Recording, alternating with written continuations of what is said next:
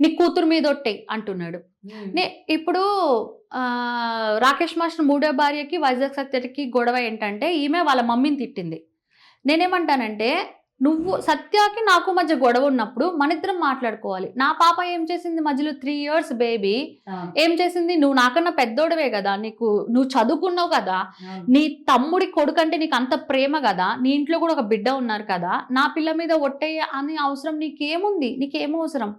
అంతగానం తప్పు నేనేం చేసిన?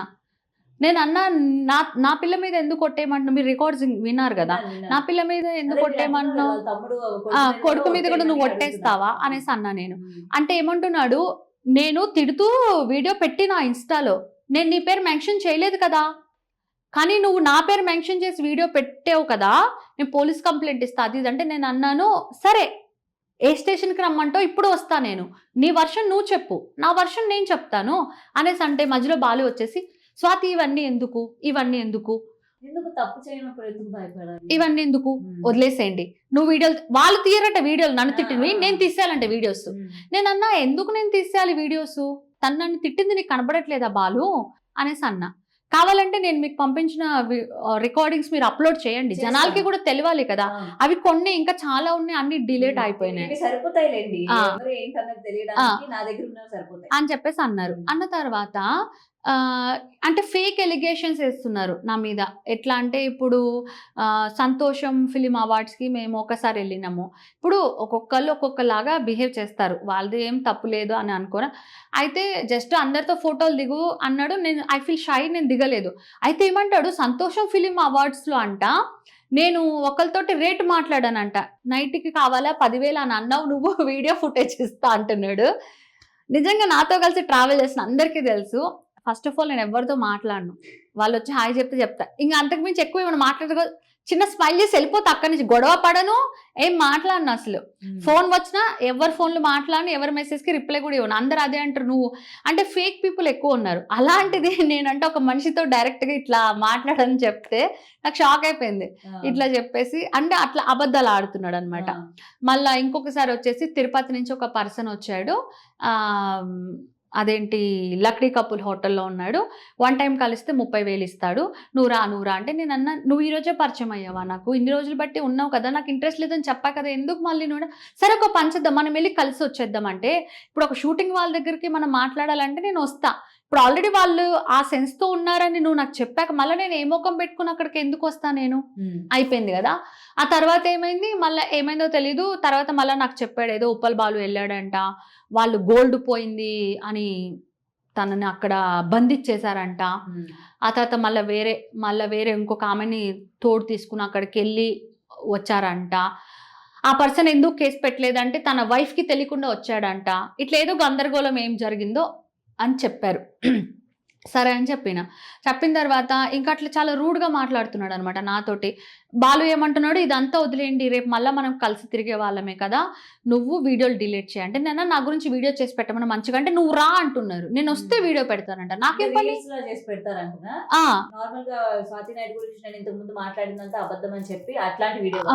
లేదు అన్న తర్వాత ఏమైంది, ఇంకా తర్వాత మొత్తానికి బాలు కాంప్రమైజ్ చేస్తున్నాడు. నాకు కూడా ఏంటంటే ఐఎమ్ నాట్ హ్యాపీ. ఓ పక్క పాపతోటి, ఇంకో పక్క గొడవలు. అంటే ఫస్ట్ ఆఫ్ ఆల్ నాకు గొడవలు అంటే ఇష్టం ఉండదు, నేను చాలా దూరం ఉంటా. తప్పని పరిస్థితి అయితే గొడవ పడతా. మళ్ళీ ఏమంటున్నాడు, నువ్వు చమ్మక్ చంద్ర ఇది ఏవేవో టాపిక్ తీస్తున్నాడు పాతవన్నీ. చమ్మక్ చంద్రకి నాకు ఏం గొడవ అయింది, తను నన్ను ఏం మోసం చేశాడు ప్రపంచం అంతా తెలుసు. మధ్యలో ఇతను తనకి సపోర్ట్ చేస్తే వెళ్ళి వాళ్ళ ఇంట్లో పడుకో నువ్వు కూడా వెళ్ళి, కానీ దానికి నీకేం సంబంధం? నీ ప్రాబ్లం వచ్చినప్పుడు నువ్వు మాట్లాడు, పాత వాళ్ళందరికీ ఎందుకు తీసుకొస్తాడు? తెలీదు. మళ్ళా వరల్డ్ ని నాకు చూపించా, తినే నాకు అన్ని ఇప్పించా షూటింగ్స్ అని అంటున్నాడు. ఏమంటాడు అంటే స్వాతి నాయుడికి సెకండ్ ఇన్నింగ్స్ నేనే ఇచ్చా అంటాడు. ఏమి ఇచ్చావు నువ్వు నాకు?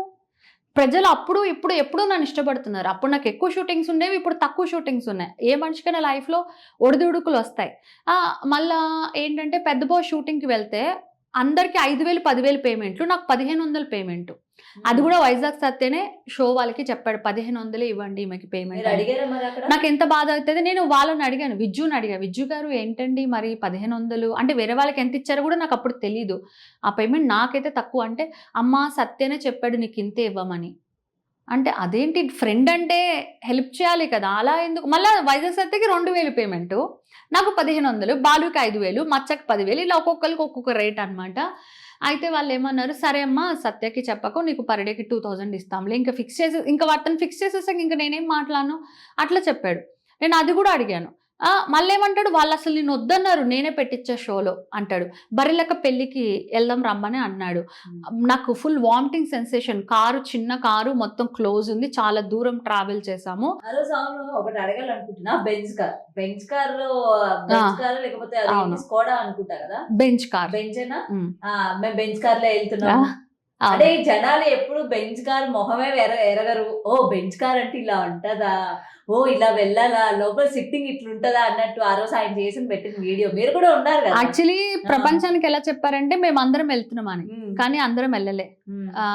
దుర్గారావు టిక్‌టాక్ అంటారు కదా! అవును, వాళ్ళు దుర్గారావు. కపులు, బాలు, సత్య వీళ్ళే. నన్నొదిలేశారు అక్కడే. ఏమంటే నిన్నొద్దన్నారు ఆళ్ళు. ఎందుకంటే నువ్వు పార్న్ వీడియోస్ చేస్తావు కదా! ప్రతీది ఇదే ముక్క.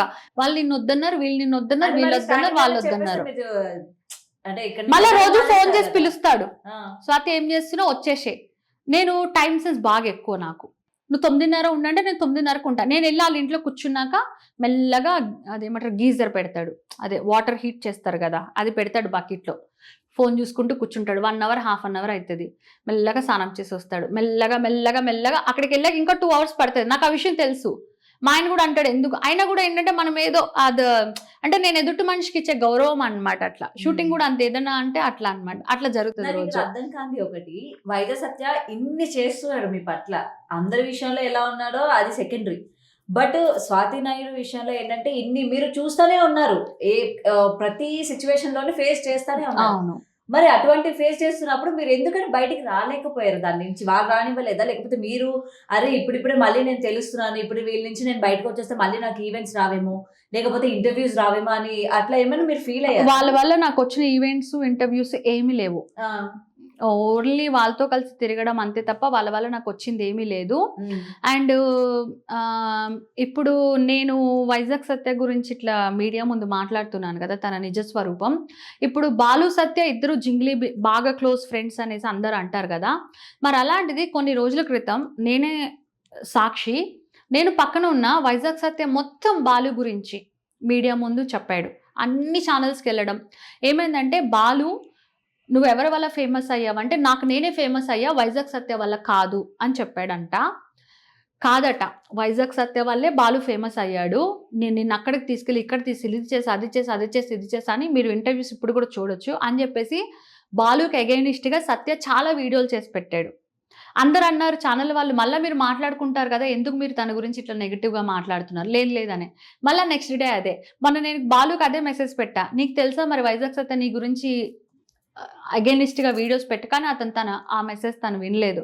సరే పోనీ అని వదిలేసిన. ఓకే. మెసేజ్ వినకపోయినా సోషల్ నెట్‌వర్క్‌లో పెట్టినప్పుడు చూడలేదు అయిపోతది తను. కదా. చూడలేదు అయ్యుండొచ్చు. హ్మ్. ఎందుకంటే చాలా ఘోరంగా మాట్లాడాడు. హ్మ్. అట్లా జరిగింది.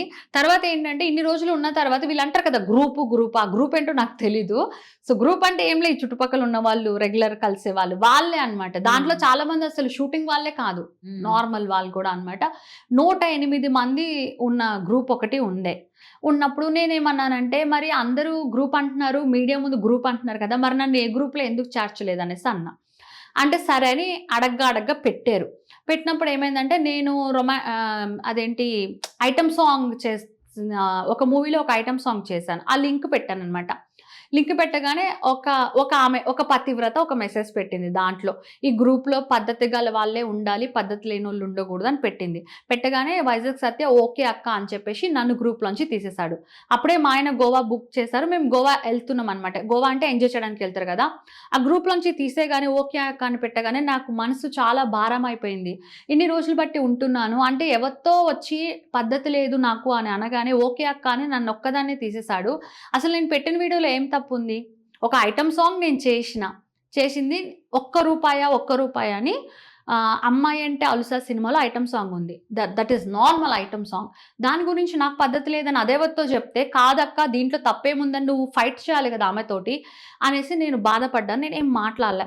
అయితే మళ్ళీ ఏమైంది గోవా వెళ్ళినావా అనేసి అన్నాడు. నువ్వు మాట్లాడకు నాతోటి, నువ్వు ఆమె చెప్తే ఎందుకు అంటే సర్లే గ్రూప్లోంచి తీసేస్తే మర్చిపోయా గ్రూప్లో చేర్చట్లేదంటే ఏమంటున్నాడు తెలుసా, గ్రూప్లో చేరిస్తే అట ఆ గ్రూప్లో అబ్బాయిలందరికీ నేను లాగేసుకుంటానంట. నాకేం పని, నేనెందుకు లాక్కుంటాను? అంత లూజా? వాళ్ళు అలా మాట్లాడుతున్నా నా ముందే. సత్య బాలు ఇట్లాగే మాట్లాడతారు నా గురించి, చాలా బ్యాడ్ గా మాట్లాడతారు, అంత బ్యాడ్ గా మాట్లాడతారు. మీరు సైలెంట్ ఉన్నారు, మీ హస్బెండ్ గారు ఎప్పుడైనా విన్నారా? మా హస్బెండ్ ఉన్నాడు నా పక్కన, మా డాడీ కూడా ఉన్నారు. గోవా వెళ్ళినప్పుడు చూసి మా డాడీ అన్నారు, నీకెందుకు వాళ్ళతోటి ఇన్ని రోజులు ఎప్పుడు ఒక్కదానివే కదా, నీకు ఎవ్వరు ఫ్రెండ్స్ లేరు, ఎప్పుడు ఒక్కదానివే నెట్టుకొస్తున్నావు నీ జీవితాన్ని, షూటింగ్ ఉండని లేకపోని ఎన్ని అవమానాలు ఏదైనా కానీ, ఈ రోజు ఎందుకు ఇతను నీకు తోడు అవసరం అంటే, అట్లేం లేదు డాడీ, ఏదో ఎప్పుడు ఒక్కదాన్ని ఉంటున్నా, కొద్దిగా ఐ ఫీల్ షై, అందరి ముందు వెళ్ళాలంటే కదా, ఇంత బాధ పెడుతున్నారు. స్టార్టింగ్ లో కూడా అడిగా, ఇప్పటివరకు నేను మిమ్మల్ని ఎందులో కూడా చూడలేదు, ఎటువంటి గ్రూప్ లో గానీ ఫ్రెండ్స్ తో గానీ. సడన్ గా వీళ్ళలోని ఓకే అప్పుడు అనుకున్నా, ఓకే వైజాగ్ సత్యం మిమ్మల్ని కూడా యాడ్ చేసుకున్నట్టున్నారు మొత్తం వాళ్ళ టీమ్ లోని అన్నట్టు. నేను మీకు స్టార్టింగ్ లో అదే కదా అడిగాను అని చెప్పిన తర్వాత బాలు కూడా సపోర్ట్ అట్లనే చేసి, నేను చాలా బాధపడి ఇంకా వాళ్ళతో మాట్లాడడం మానేస్తే ఒక అన్నయ్యతో ఇట్లానే నువ్వు మాట్లాడేది అంటున్నాడు. మరి నువ్వెలా ఆమెకు సపోర్ట్ చేస్తూ నేను తప్ప నువ్వు ఒప్పుకున్నావు కదా, ఒప్పుకుని తీసేసా అని అప్పుడు మాట్లాడడం మానేసా వాళ్ళతోటి. బ్రేక్ ఫస్ట్ ఒకసారి గొడవ అయింది, ఏది వేరే సెలబ్రిటీలను తెస్తా అన్నాడు, అప్పుడు కట్ ఆఫ్ అయిపోయింది సత్యకి నాకు. మళ్ళీ ఇప్పుడు కట్ అయిపోయినాక ఇంకోసారి నేను నీతో మాట్లాడినాక మళ్ళీ ఫోన్లు చేసి అట్లా కాదు ఇట్లా కాదు, గ్రూప్లో లేకపోతే ఏమి, మాతో నువ్వు ఉండు అది ఇది మళ్ళీ మాట్లాడదాం రా అని పిలిచారు సత్య బాలు. సరే మరి మనం ఏదో పొగరు బెట్టి చేస్తే బాగోదని వెళ్తే ఏం మాట్లాడలేరు, అసలు ఏం మాట్లాడలేరు. అంతే మామూలు మళ్ళీ రోజు కంటిన్యూ అవుతుంటే మళ్ళీ ఈ గొడవ అయింది. ఈ గొడవ అయిన తర్వాత ఏమైందంటే సరే అని చెప్పేసి వీడియో చేసి పెట్టాడు సత్య. నేను ఇలాగా బ్యాడ్గా వీడియో చేసి పెడితే అందరూ నన్ను అడుగుతున్నారు, నువ్వు స్వాతి నాయుడు గురించి అన్నావని. లేదు స్వాతి ఇప్పుడే నాతో మాట్లాడింది, మేము మంచి ఫ్రెండ్స్, ఆ వీడియో స్వాతి గురించి కాదు అని పెట్టేసి పాత వీడియోలు డిలీట్ చేసేసాడు. వెంటనే నాకు ఫోన్ చేసి నువ్వు కూడా ఆ వీడియోలు డిలీట్ చేయనేసి అన్నారు. ఇంకా నేను కూడా ఆ వీడియోలు డిలీట్ చేసేసాను అనమాట. ఓకే.